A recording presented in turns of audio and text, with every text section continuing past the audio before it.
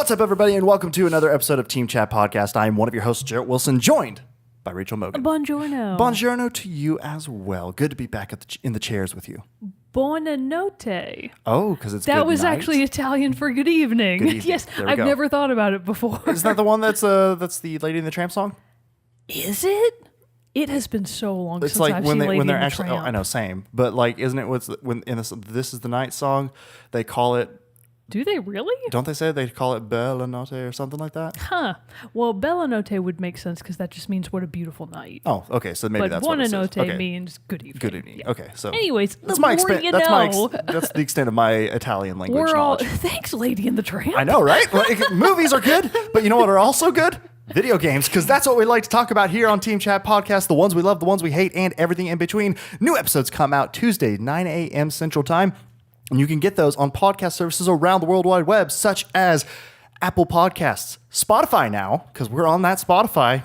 We fancy. We are fancy. We're with the big leagues now. iHeartRadio and others. You can check out a full list of where you can listen to us at teamchatpodcast.com/where to listen. You can also watch each episode on YouTube and Twitch. Just links to find all of those places are in the description below, or again, teamchatpodcast.com/where to listen.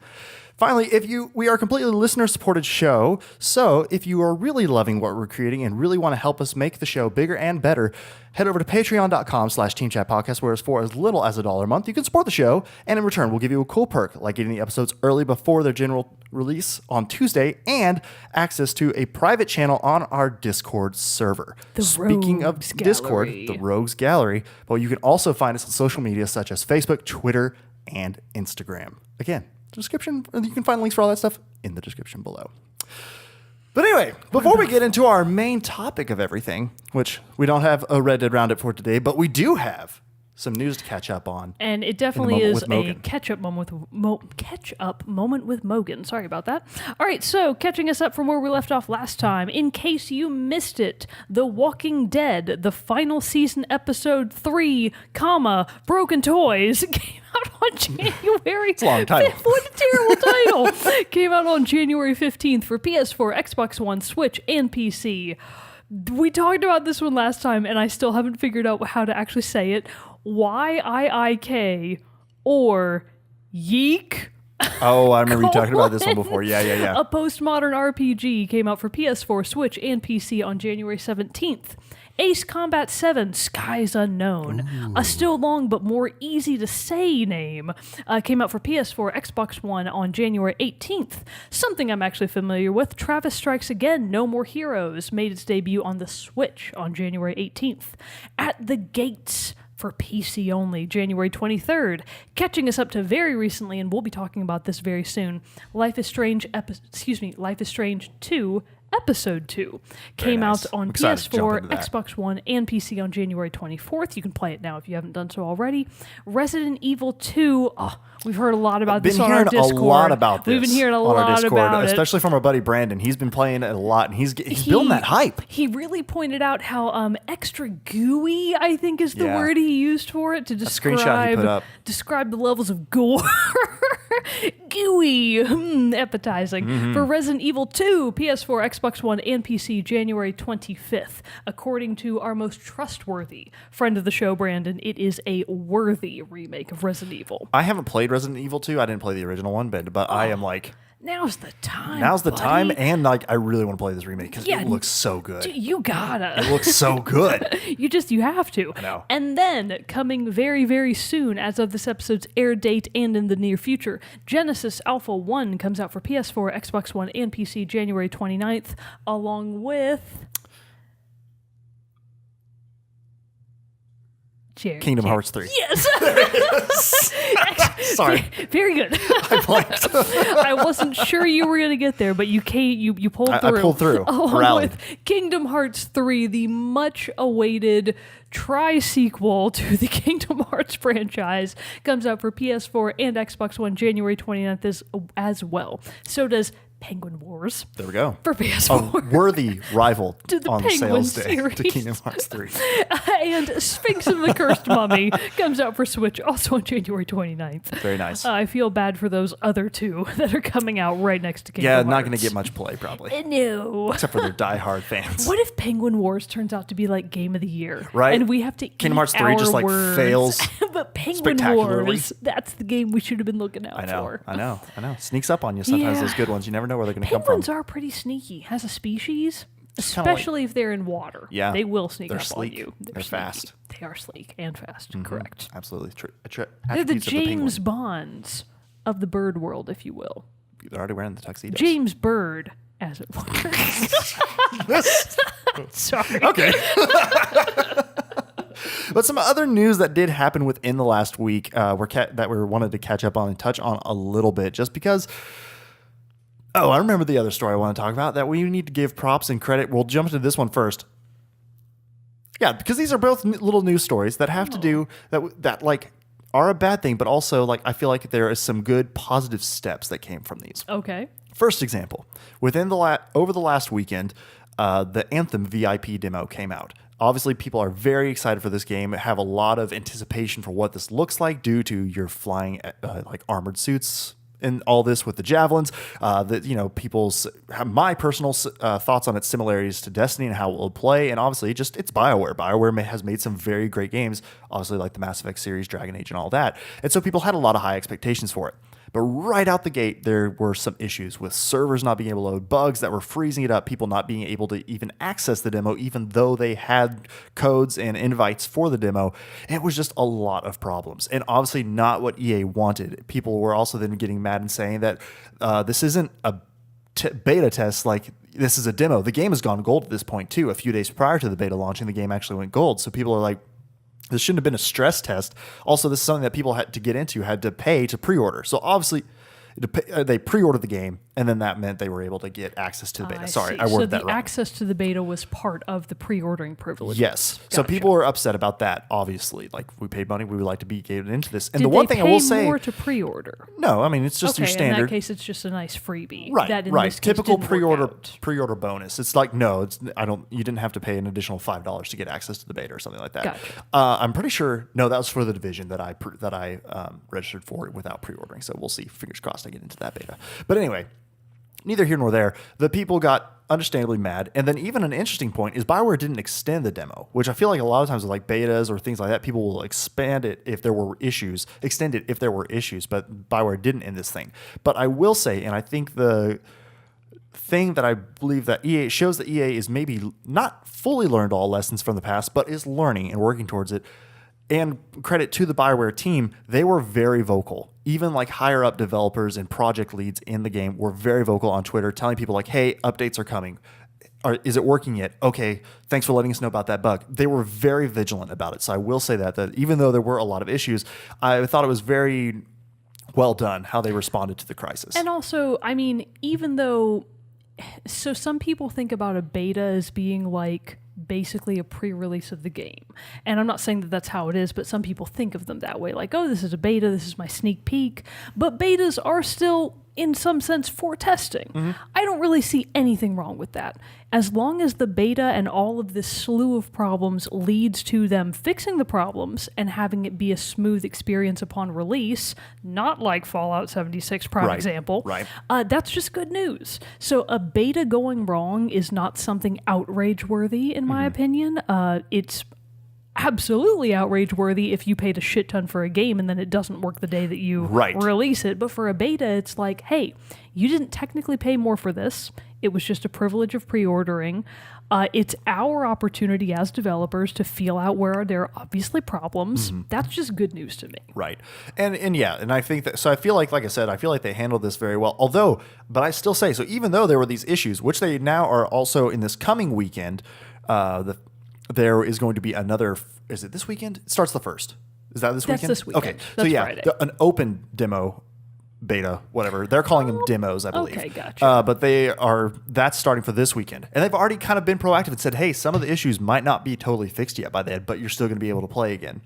So I feel like they're doing a good job of handling it. But still, though, from what I've seen, that gameplay looks fun. And so I'm still excited about it. Also, like, you mentioned that most of the problems had to do with server errors and the actual beta, like access keys not functioning. I know there were some other issues. Those were the bigger ones. That's not nearly as bad, though. It's like, hey, we couldn't help but notice that with Mass Effect Andromeda, people's facial animations are I haven't heard wildly, any of that feedback. So that's like just more good news because yeah. server errors can be fixed. Yes. That's like easily, this is air quotes for those of you not looking at the video, that's easily fixable stuff. So it's like, you know what? Not worried about it. Yeah. Hashtag not worried about it. Hashtag not worried. But yeah, so I'm still very excited to jump into it this weekend and play around in the demo a little bit. So, next episode, I'll probably have some thoughts. And is the demo going to be open for all yes, players? It's open. Okay, open and that's going to be for both PS4 and Xbox? And PC, I believe. And as well. PC, nice. So awesome. all the platforms that I'll it's going to be on. play it too. We'll see what it's we going to think. be fun. It looks so fun, so I'm excited about it. Do you get like a Palico like in Monster Hunter? I don't think so, no. I'm sorry. Unplayable. It's an unplayable game.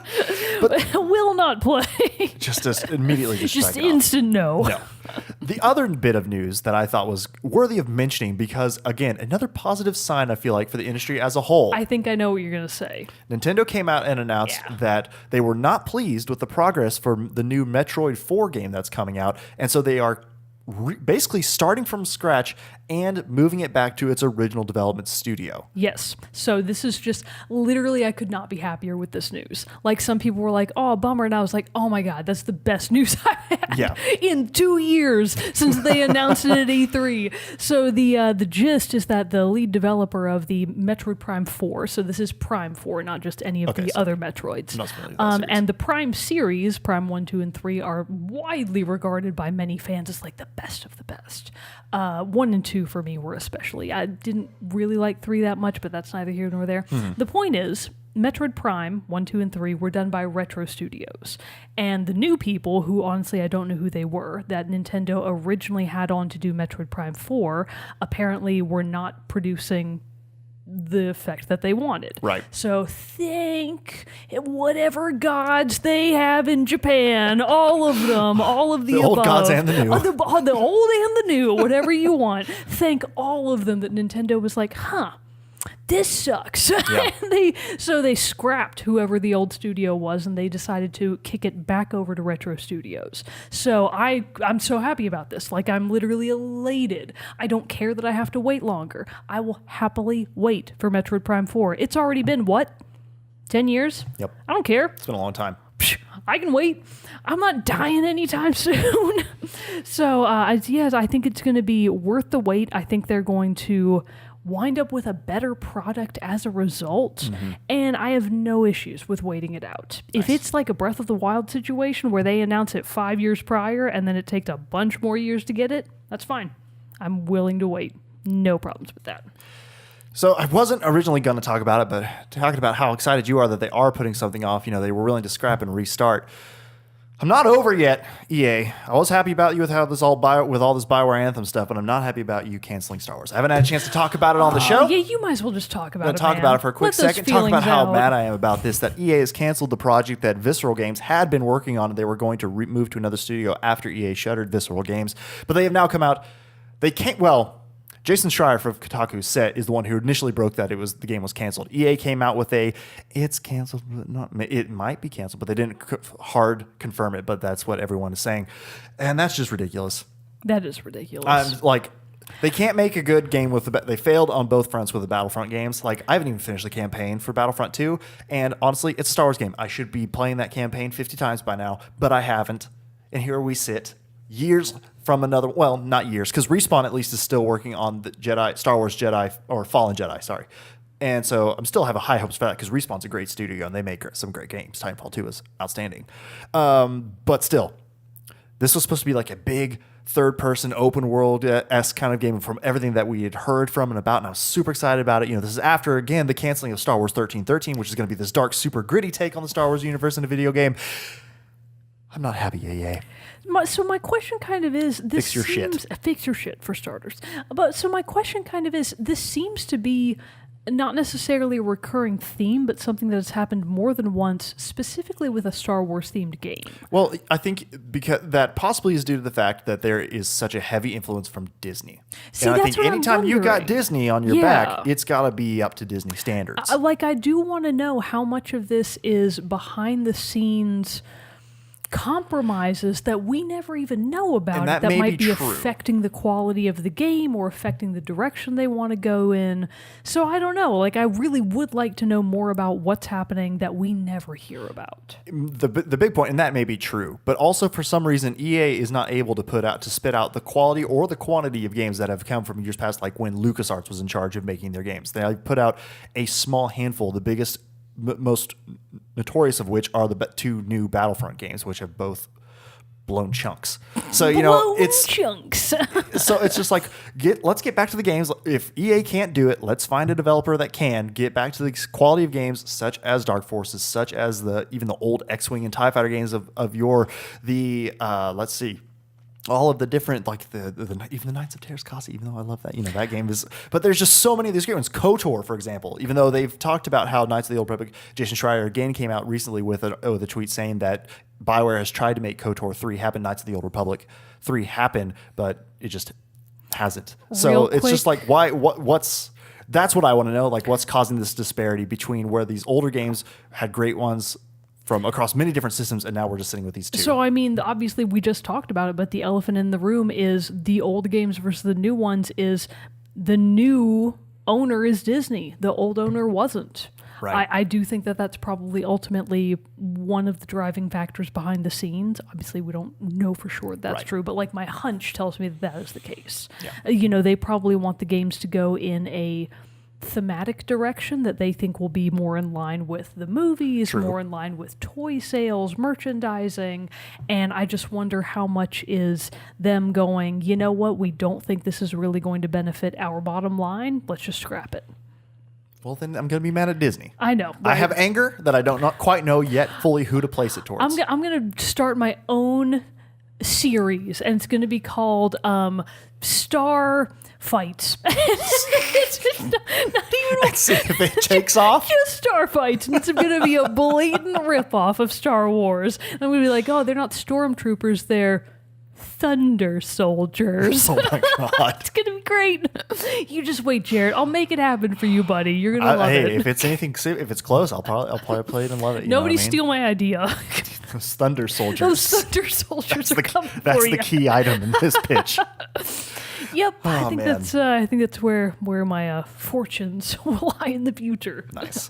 All right, so I got that out of the way. I got that off my chest. So now we can move on to the main topic of today's episode, which is a review of I'm going to go ahead and say, for me personally, outstanding platforming. Really? Because I actually was not sure how I thought you were going to react to it.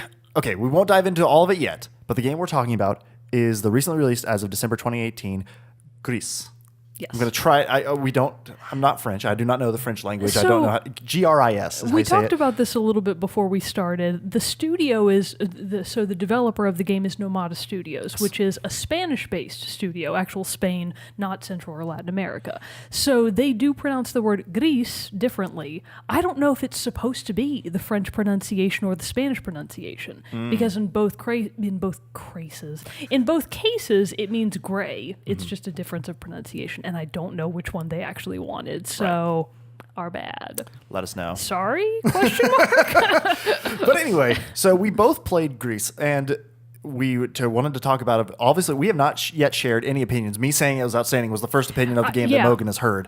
So basic format with our reviews, again, for any first-time or newer listeners, we will talk about mechanics, background, story design, things like that we like, that will keep spoiler-free. Then we'll move into a very period, which will be the second period, which will be spoiler-filled, because that's going to be us talking about our favorite moments from the game, our impressions of the game, what we took the meaning of the game to be, and things like that. So we will make it very clear before we transition into those moments, and then it's up to you to decide if you want to listen or not. To be fair, though, I would like to preface all of that with saying that the hard story of GRIS is very open to interpretation. Yes, it is. So I can like my personal Yeah, we can say feeling, exactly. The plot overview. Right. So my personal feeling on the game is that even if you do watch our interpretations of it with spoilers, you could still get a lot out of it. Oh, absolutely. So even, if you want to cut it off and like save it for your own experience, I totally understand. But I don't think that personal interpretation is going to be that much of a spoiler because it is such a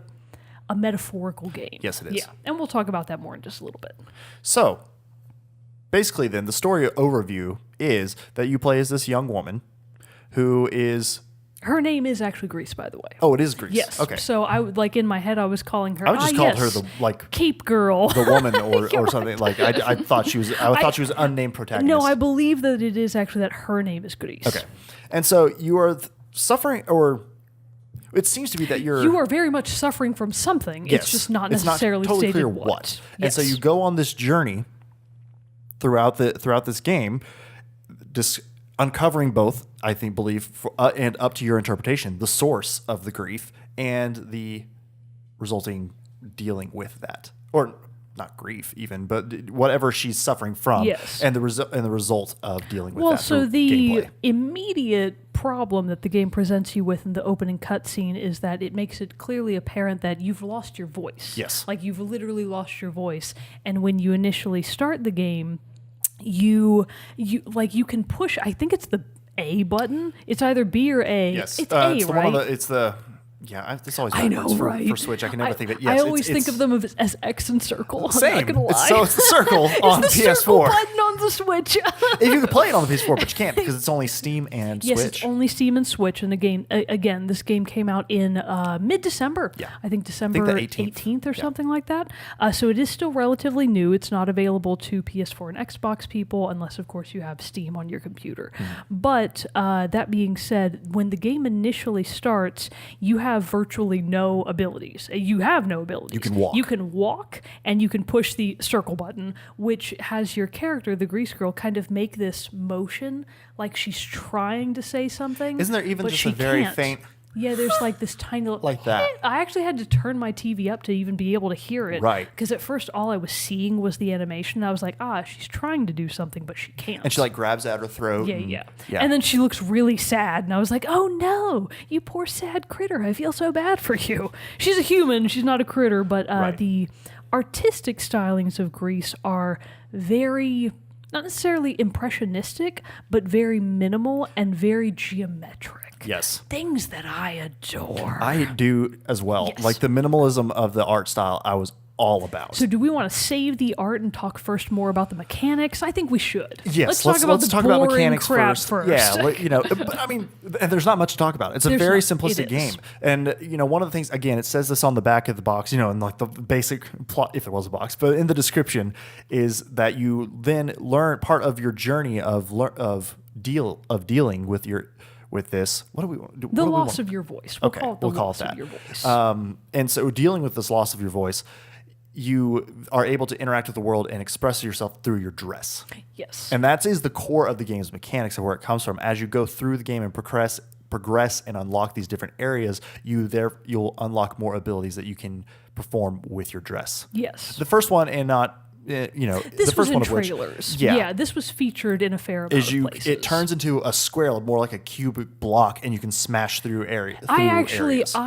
The cube is my favorite one. I love I'm the not cube. gonna lie, like I adored being the cube. There's one for cube, double jump, and then you can swim. Yes. So stuff. eventually you can become like a little pyramid, and it makes you kind of like a geometric fish. And actually, so just I thought more of it looked like a manta ray-ish or something like that. whatever, Jerrett. That's just what I thought it looked like. Whatever. Just kidding. You see a manta ray, I see a fish. Very open to interpretation, people. So actually, this is It is the A button on the Switch. It is the A button. Let's not get ahead of ourselves too much. Just so we know.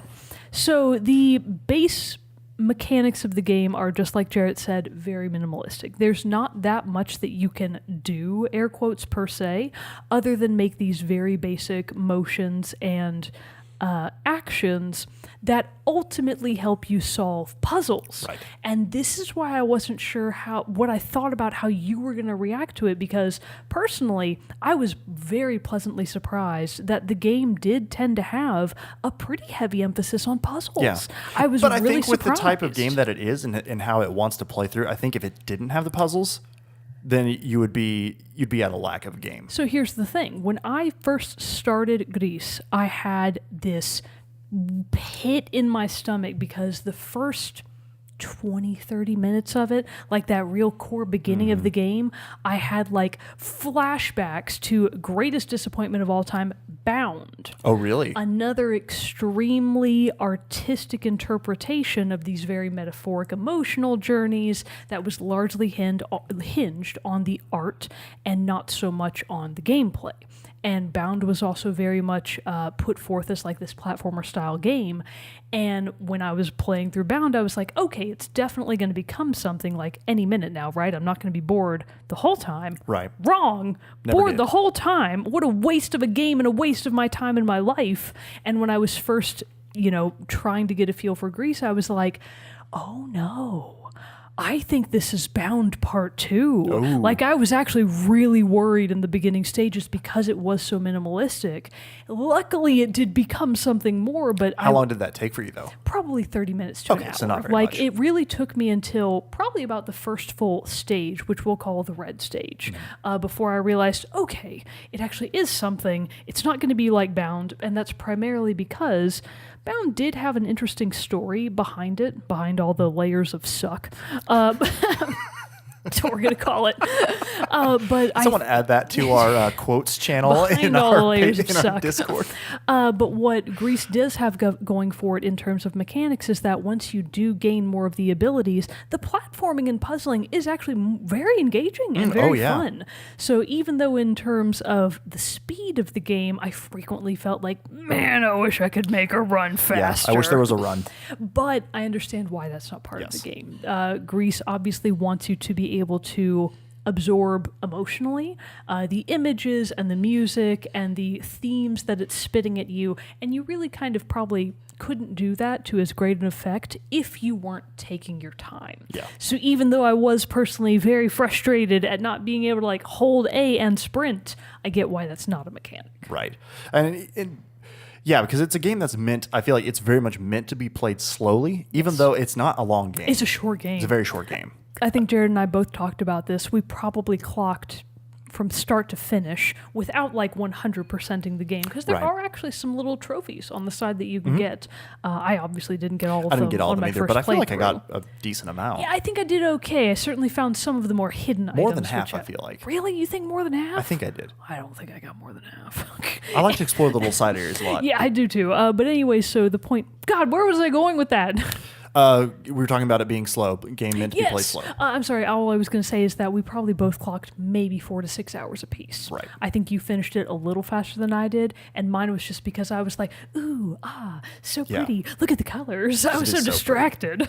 So that's a good point then, I think, to switch over then into talking about the more of the art direction and style of this game. Yes. So Because it is incredible. it's one of the most artistically impressive games I've ever played. And still, you say that, but we cannot be. It cannot be understated enough or overstated enough how minimal this game was in its art style. Yes. So especially when the game first starts out, it does present you with this very gray, boring, not like intentionally It lives up boring. to the name of the game. Yeah, it very much lives up to the name of gray. Like you start and you're in this gray, washed out world with no color.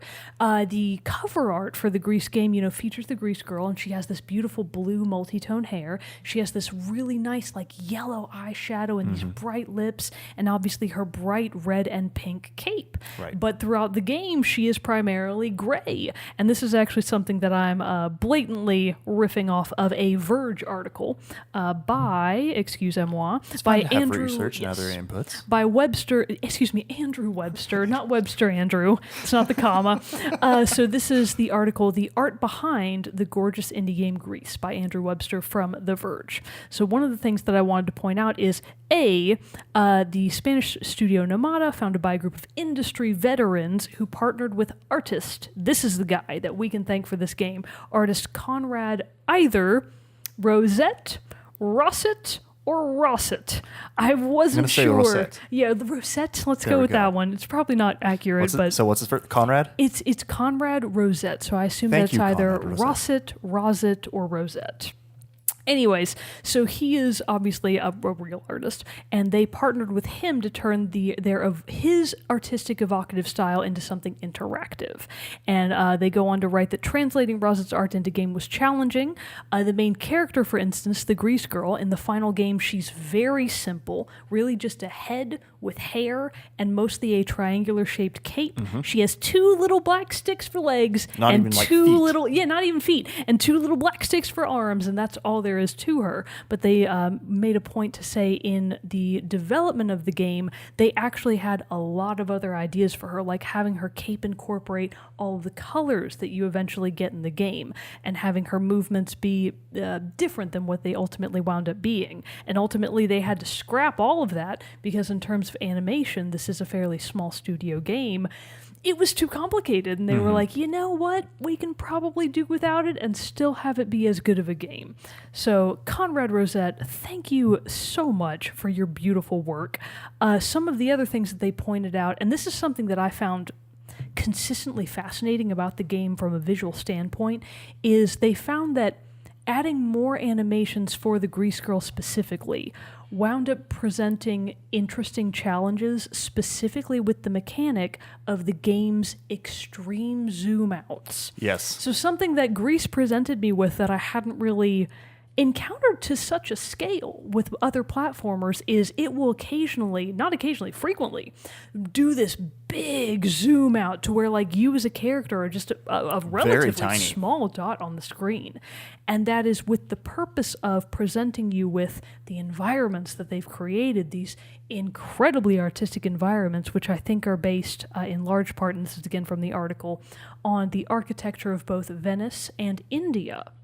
And man, if I can you're- see Indian yes. influences in the later levels. Oh, I can. For some of the earlier ones, I do especially see Venice, especially in terms of the architecture with the sort of the repeating motif of these symmetric columns, Yes. like all those repeating columns. I was like, oh man, this is awesome.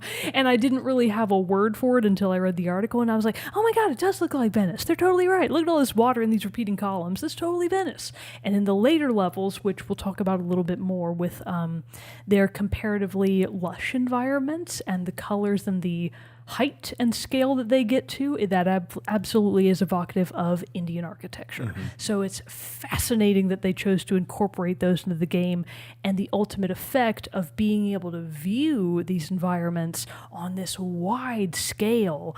Those were the parts of the game where I just kind of sat there and I looked at the screen and I was like, gosh, what a pretty game. It really is. It's like, can we buy prints of these? Yeah. Like, where can I get one of these but for Greece? But for Greece, exactly. With all these, because and I remember the first one especially when it did that, or one of the first areas at the end of the red part. Right. When it really pulls out there, I was just like, oh my God, this is ridiculous. Like it was some of the moments I was like, I'm not gonna cry. I'm not gonna do it. Then I would totally cry. And I couldn't help it just because I was overwhelmed by the artistry of it. It's an it just cannot be said. And so we've how talked beautiful about it is. the architecture a little bit, but the color palette is really where Greece comes to life, very literally. It's an amazingly done interactive watercolor portrait, and I've never seen another game do the watercolor palette as well as Greece. This only one that I can think of that comes close is Supergiant with some of their games, especially Bastion. Yes, I can definitely agree with that, but by contrast, Bastion has a very saturated, Yes. like ultra hyper pigmented colored world, whereas Greece takes the opposite end of that spectrum, and at first at least goes with this more toned down, not necessarily washed washed out, but just a more subtle approach to the watercolor palette. And they are, in both cases, beautiful, but in the case of GRIS, exceptionally appropriate for what the game is trying to convey to you. Yes. So there's the art style, and I meant to circle back. I want to circle back around really quick because when we were talking about the gameplay and the mechanics, and how you were saying you were surprised with the puzzles and how I normally, as one I have stated before, you love to say that you hate puzzlers. Platformers and puzzler games can very quickly annoy me, and I find myself very quickly at my limit with them, and that was never the case with GRIS. Just simply because the puzzles I found to be, again, it's meant to be played slow, so I felt like I had the time. I'm not trying to collect coins. I'm not trying to beat a time limit or anything like that. I'm not trying to score a certain amount of points in a certain amount of time. There's no resource management. Exactly. Thank God. I literally just can take all the time in the world to slowly meander around and see all the different parts of the environment and see how they might possibly give a benefit, and then be able to find the key to unlocking the puzzle. And not only that, they were intricate. Like, there were ones that I had to try a couple different times in a couple different ways to figure out. And one I want to bring up again when we're talking about a little bit more in depth on some spoilery things. I wonder if ours are the same. Because there was one that I was like, once I figured it out, I was delighted. I was delighted and annoyed at myself I know, so I was much. Like, I was wow, like, I'm what? so stupid. I think we're probably thinking of the same one. I still just loved this. But yet they were complex, but then simple, and I felt like it was never overbearing. Like, I still feel like the developer was like, we want you to have this puzzle as a asset of the gameplay, but we don't want it to detract from the main emotion and story of this game. Yes. And I feel like they balanced it perfectly. And I do want to say that part of that balance that they achieved, especially with this game being very allegorical, very open to interpretation, one of the reasons I think they were able to accomplish that, and this also ties back to the puzzles and the gameplay, nothing is explained. Yes. There's no dialogue. None at all. Even when you do eventually gain your voice back, there's still no dialogue. Wow, kind of spoiler there. Shut up, you know. The only time that the game ever briefly interrupts you is when you gain some sort of new ability. Mm-hmm. And then it's like, hey, push A to do this. And that's actually all it does. A is your voice. Y is the... Y is your block. Y is your actions, I believe. Yes, you're right, because when you enter the water, you automatically turn into the triangle. Yeah. Right. So the gameplay is very simplistic, but it achieves great heights with what it has to work with. And just, even though it is such a short game, it's not full price. We absolutely need to mention that. Yeah, it's full price for what it is, but it's I believe $16, $17, which is like a weird price point, like in the middle of 15 and 20, they were like, but still. It's not going to be 20, but it's also not 15. We need to make it $1 more. We need to be $16. Yeah. And for that $16, I absolutely feel like I got my money's worth in spades. By far. Yeah. It's spectacular. So we've talked about different stuff like that. So what about then the other very important aspect of this game is the music. Can we have a round of applause for the Berlinist? For God's sake. So Berlinist, yes. So Berlinist, I gather, is actually a group of people. I think it's 3 musicians. Did you happen to take their names down? Oh, look it up. Yeah, because they were in the credits, and I was like, you three right are there, you're incredible. The champions. If I'm not mistaken, I think it's 2 men and a woman whose names I am unfortunately blanking on right now. I got you on this. Hold on. But they, of course, go by the group name of Berlinist. So the city Berlin with an ist at the end, like a violinist, but a Berlinist. They did the music for the game, and especially in the early stages, the soundtrack is very minimalistic, often just sort of background noise per se. Ambient. The real turn that I was like, oh, this soundtrack is awesome, was in that very first red stage, where there's the point this isn't too spoilery, so you kind of can tune out if you want to, but there's this point at which you are meant to use your newly acquired square ability, your cube ability, to basically power through a given situation. And there's this really nice way that the music takes this sudden turn. It's a very strong organ, I'll say. It's a pipe organ, you're right. It's like, yeah. And honestly, the closest thing, and I thought the music for me, and especially in this area when the organ and everything began, because of how the normal sound of the... the organ piped up. These puns are coming. Okay, I'm trying to find like a Wikipedia Sorry, I page or something distracted you here. with my mad jokes.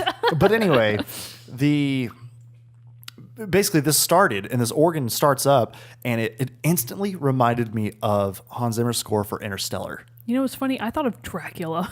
I actually thought of their music, the musical style for me, in the more slower ambient parts, and the slow. It reminded me of Blade Runner soundtrack in its slower really? ambient parts. So it was, for me, it was this very intricate mix of like this Blade Runner-esque like ambient techno, not techno in the instance way, but like just if you know Blade Runner and the thing and like how Vangelis normally scores, it's like a mix of Vangelis and Hans Zimmer's Interstellar. Is kind of what I put it as. Am I mistaken, or was the soundtrack for GRIS though primarily true instrumentals? It wasn't tech music, was it? Like I mean, technically sourced. I think there were some synthetic synthesizers in there. Gosh, because all I really remember of the soundtrack from the game is like the strong impressions I got that were primarily fueled by the piano, the strong piano, and on a few sections the strings, and of course the organ. Right. I think it was just very light. That's what I mean. It's very light. Like techno is probably the wrong phrase. It's just very, according to they say chamber pop, so they make chamber pop. And fancy. The members are Gemma, Luigi, and Marco. Jenna, Luigi, and Marco. Gemma, excuse me. My Luigi apologies. and Marco. Any group has to be good if they have a Luigi. There you go. I'll say it. Strongest character, Mario Brothers. What? What? No, but anyway. And in Smash 4? Wait, what are we at? Smash 4? Yeah, I don't know. Or Smash 5? I don't know. No, game for a different time. But anyway, so it's just the thing with the minimalistic art style, and this is what really sold me on GRIS, is the minimalistic art style combined with this very, again, also simplistic, but powerful and subtle, all at the same time, music made for one of the more, if not the most, peaceful experience I've ever had while playing a game, or even ever. I was just so relaxed the whole time and totally engrossed in the game at the same time. It was incredible. Yeah, I completely keep agree. saying incredible a lot, but that's just how I feel. And that's obviously something that we could expand upon more once we broach into our more spoilery territory, which maybe I think it's about this time. Okay. Yeah. So here we go. Spoiler territory. Take off your headphones, press pause, skip ahead, whatever you want to do. Again, we have in the description for these, we have timestamps. Right. So you can check ahead when we do like we're in our final wrap up and scoring. Wait, hang on, let me get my thingy. Game. Okay, ready, and spoilers. Ka-chuck. Here we go. You're in the spoiler zone. What's this thing called? The clapboard? Yeah. Yeah, I got it right that time. The clapper. Clapper. It's the highway to the danger zone spoilers. So let's go. Let's get started. So, all right. So the moment that we're talking about, I feel like where the organ really kicks in was one of the that's when it really showed off to me what this game was going to be like. Yes. I think what you were saying, it really showed the tranquility within GRIS. And so that is also where the first puzzle that annoyed me and I couldn't figure out was, because when this happens and when this organ music pipes up is because this windstorm basically starts sweeping through this plane and it blows you back. Yes. And you have to normally try to find areas to hide or duck down to get right. around the wind so it doesn't blow you back and you keep losing your progress. But I got to this point where no matter what I did, I couldn't get progress until I finally clicked in my head, oh, I used the cube form of her dress, which makes her stand in place. So I did the exact same thing where it didn't immediately hit me that when you become cube GRIS, you can walk. Yes. I didn't, very slowly. Yeah, even like, slower than non-cube. Very slowly, just like, But you can fight against the wind. But it is this very, fight against the challenges that life presents you with. And this kind of goes back to the more metaphorical aspect of the game, which we kind of glossed over the beginning. But to expand on that a little bit more, when you first start the game, obviously you have lost your voice, but you're being held in a giant stone hand. Mm-hmm. And when you realize you lose your voice, that hand just crumbles away and you fall into what appears to be this gray abyss. And when you eventually kind of wake up, you've landed in this gray washed out landscape. And at first, and I do think that this is a kind of impactful part of the game, you can barely even walk. Mm-hmm. Like you go at like micro speed and your character is very sluggish. She'll even just collapse to her knees sometimes and you kind of have to jostle her awake again to keep moving.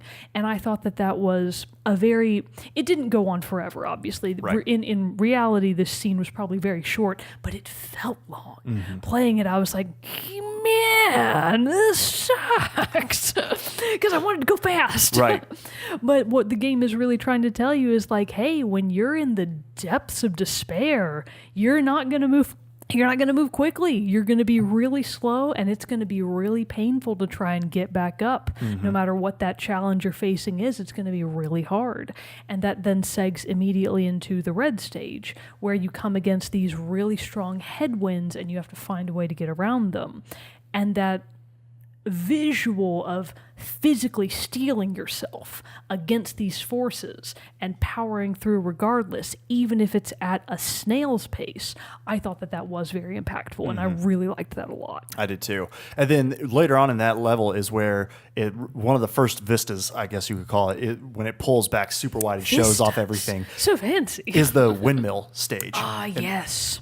Again, super simplistic, just lines basically. And that's what I loved about it too, is obviously some of these lines you can walk up to like get to other areas, but it wasn't always super obvious about what it was. So you're just like slowly meandering, and then suddenly you're going up, and you just find yourself like more of the path finding you than you finding the path. Yeah, I totally get what you're saying, because part of the artistry is that it is more of a flat 2D plane that you're looking at.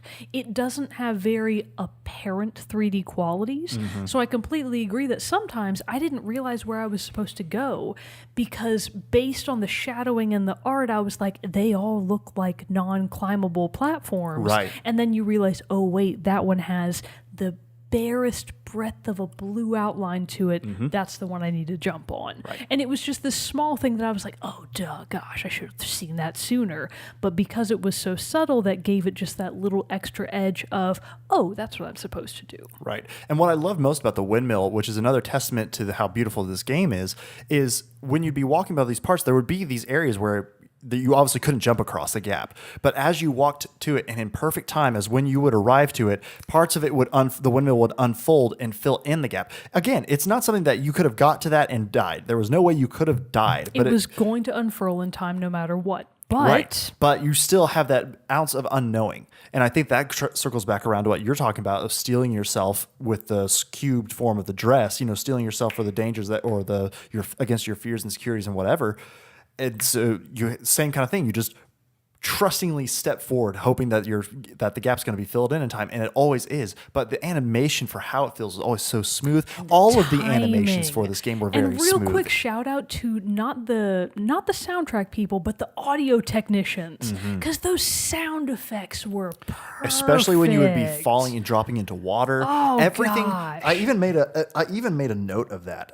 That when you fall into water, the sound effects just perfectly match the music. It's amazing. Like, I noticed that too. Yeah, it's a really nice touch. Even later on, I noticed when you do gain back the ability and have your voice, and you unlock that as one of your later abilities in the game, I thought it was incredibly impressive. And again, a testament to the work of Berlinist, how no matter where you were in the soundtrack, whenever you hit her voice and activated her voice, it still fit perfectly with the music. Which I don't know how musicians do that kind of crap. I can't either. It blows my mind. That's magic that I just cannot grasp. I'm like, how? How did you make a bass soundtrack that this perfectly layered over no matter where I am in the game and what I'm doing? Right? How? I know. It's crazy. It's truly magical and just mind-blowing. I really don't understand it. Right. And so basically too, as you go throughout all these different areas and everything, you unlock more colors, what did you take that to mean? So the colors, first of all, they're actually not perfectly primary colors. No, are they? I thought it was going to be primary colors. Because first you unlock red, and then you get green, then and yellow, green is a secondary color, and then you yellow, get yellow, and then blue. Yes, and that's what finishes. Right. Yeah. So it's not actually or like do you get orange also.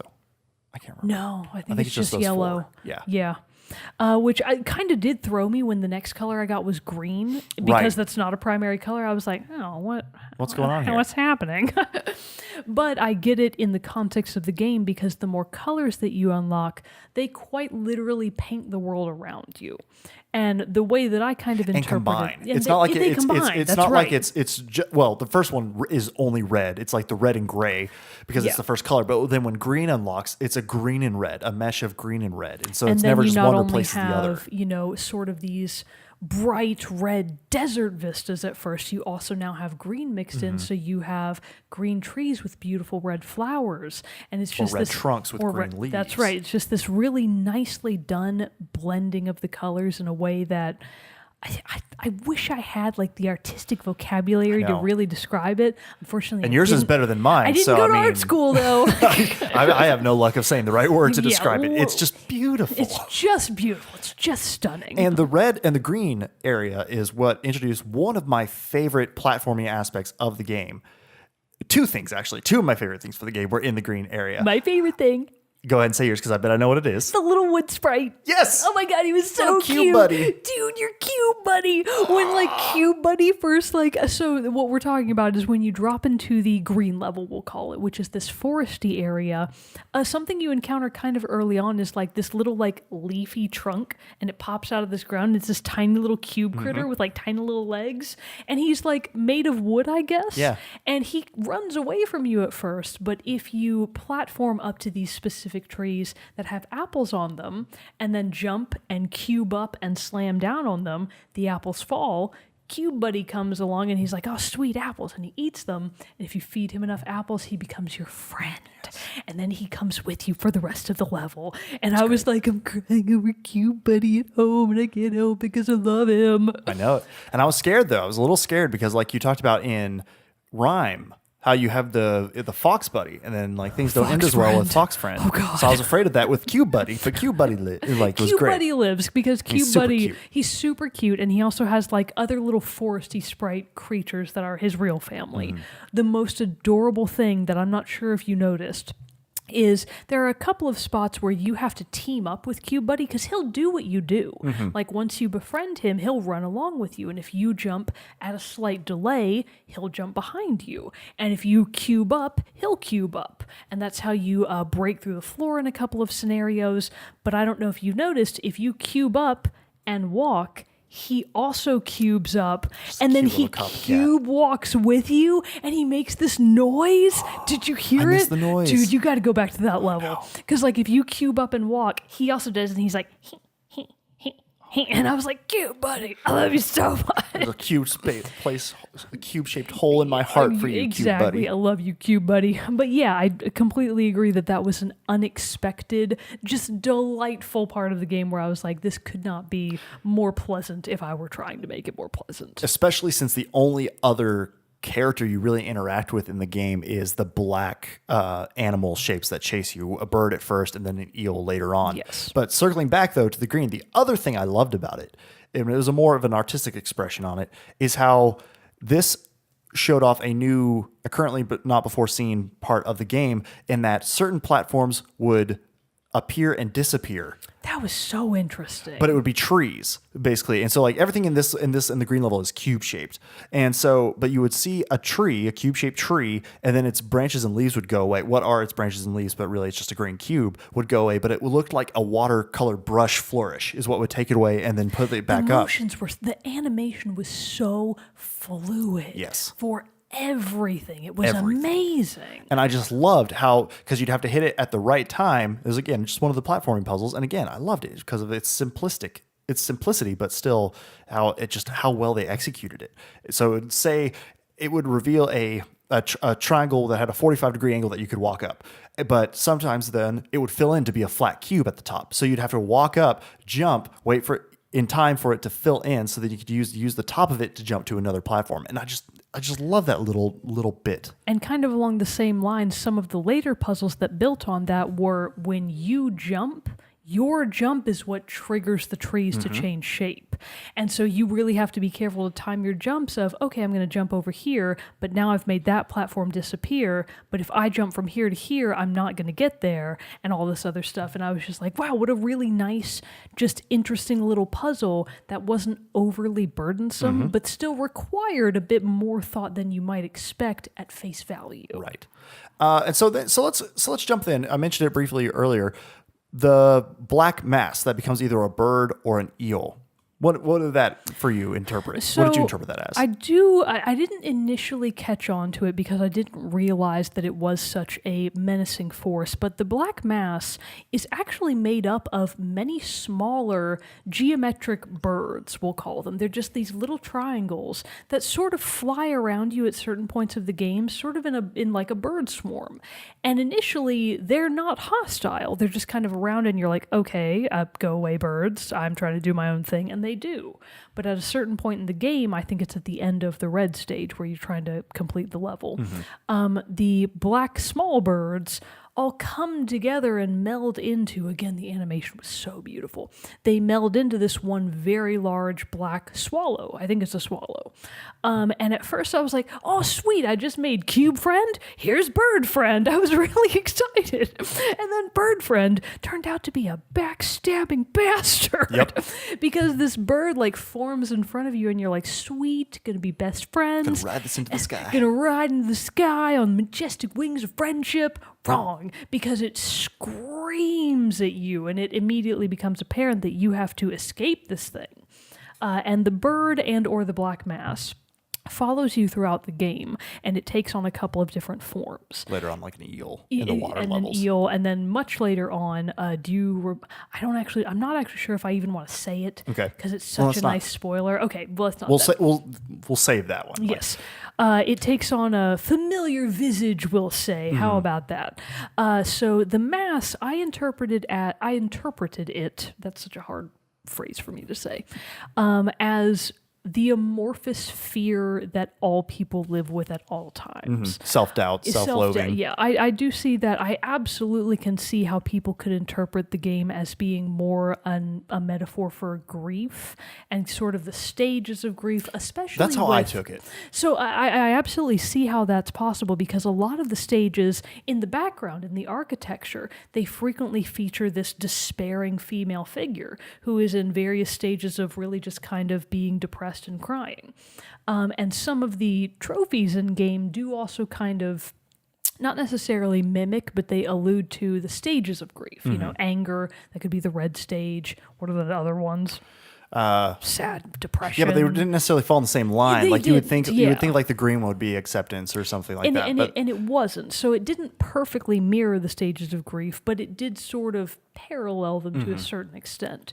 But because it wasn't like with Rhyme, a cut and dry, hey, here's this one, here's this one, here's this one.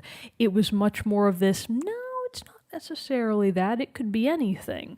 So more of what I took away from it was because you've lost your voice, I much more saw it as losing the ability to properly express yourself because of fear, and eventually taking ownership of that fear and really becoming the master of your own feelings. In doing so, you gain your voice back and you are then able to express yourself and thereby breathe life and color into the world. That's kind of how I took it, was more the amorphous route.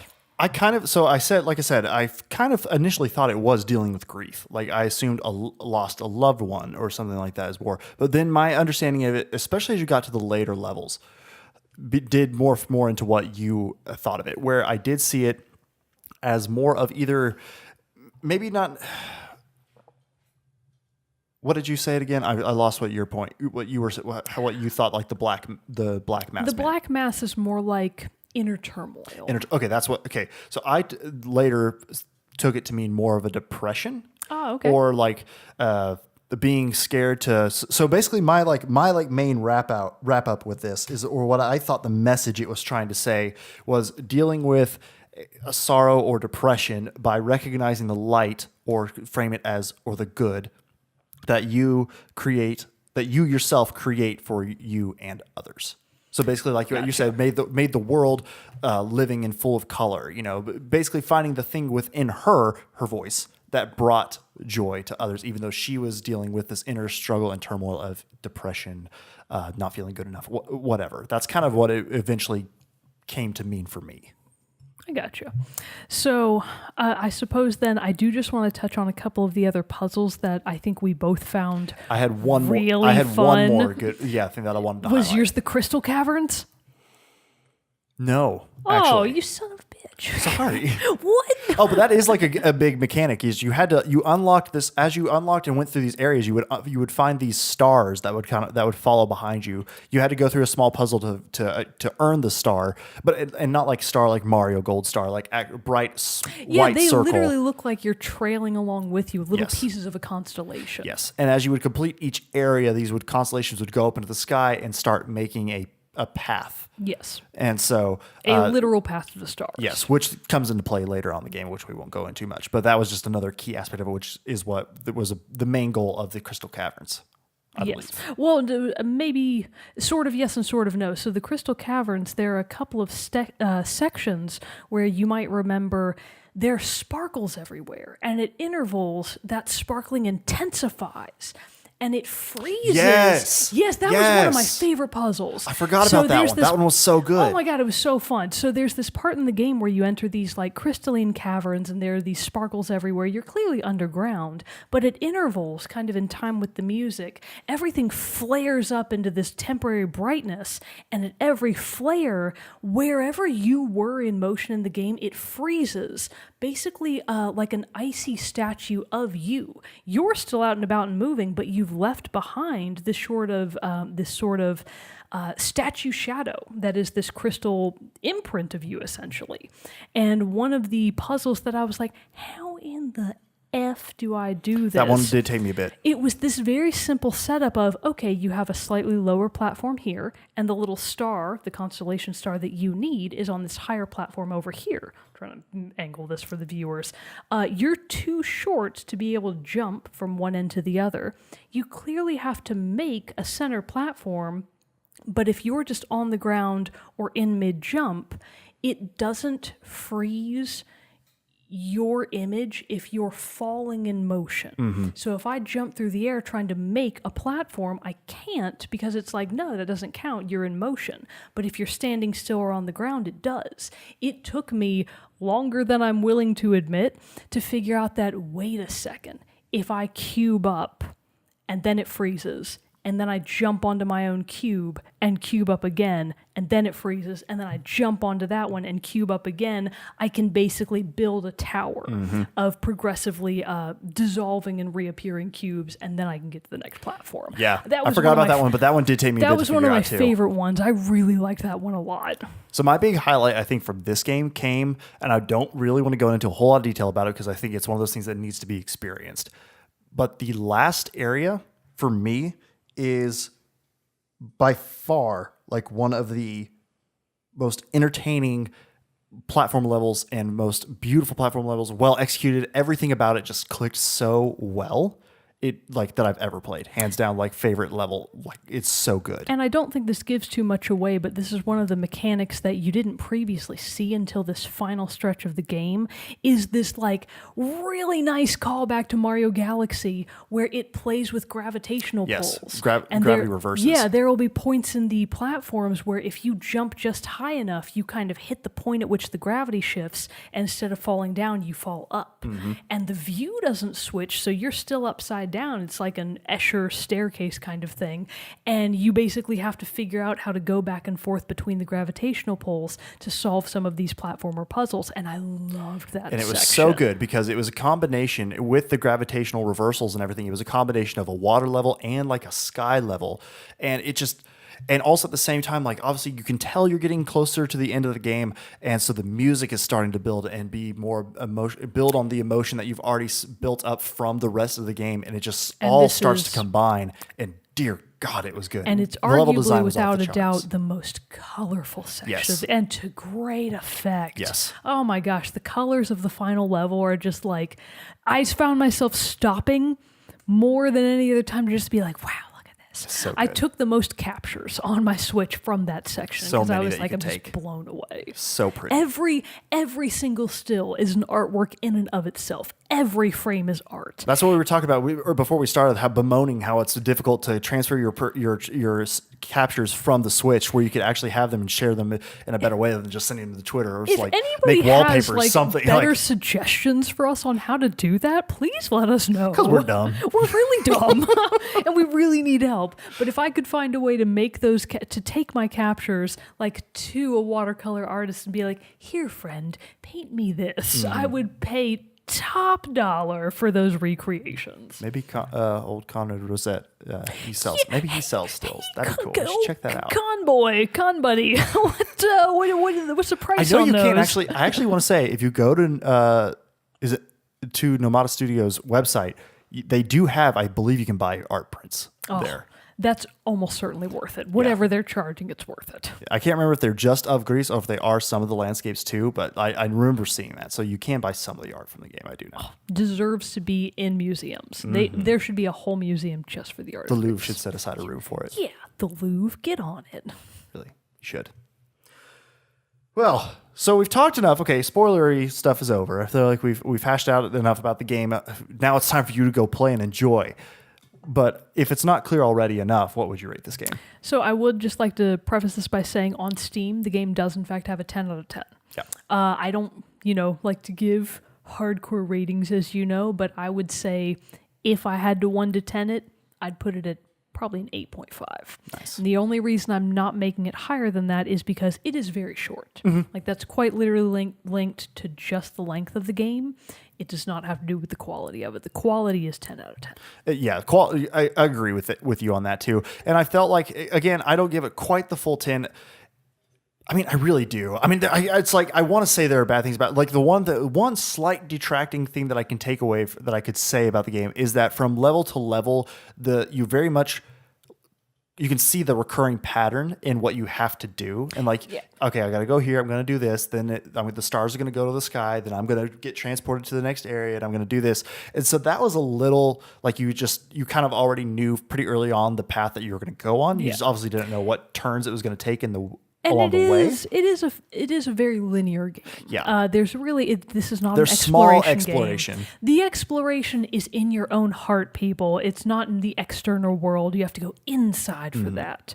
But there was also just a couple of small, I think maybe like mechanical glitches that I encountered. I had a couple freezes, which when the game is already so fluid, those really stood out. They do. So one of the ones that I encountered more than once was when you're shooting up out of the water and you land, sometimes you can't immediately walk forward. Like the game kind of freaks out. It's like, no, I don't think we're walking. Right. So you have to kind of jostle yourself back to be able to walk, and I don't think that was intentional. I think that is a glitch. And being that we played it on the Switch and not a PC, that could might be a not hardware happen thing. on PC. Yeah. But because we both experienced it I thought it might just be me, but I don't think I it experienced is. that a little bit too. So those would be the only, but again, those are so minor, minimal. though. So minor. It doesn't happen it maybe happened 5 times in this whole game. On the water level, pro tip, close your blinds. Play in a dark room. Yeah. Some of the later levels do occasionally go into like just a very dark color palette, and some of them I like really had to squint and be like, what the hell am I supposed to be seeing? I would here? sometimes lose my manta ray. My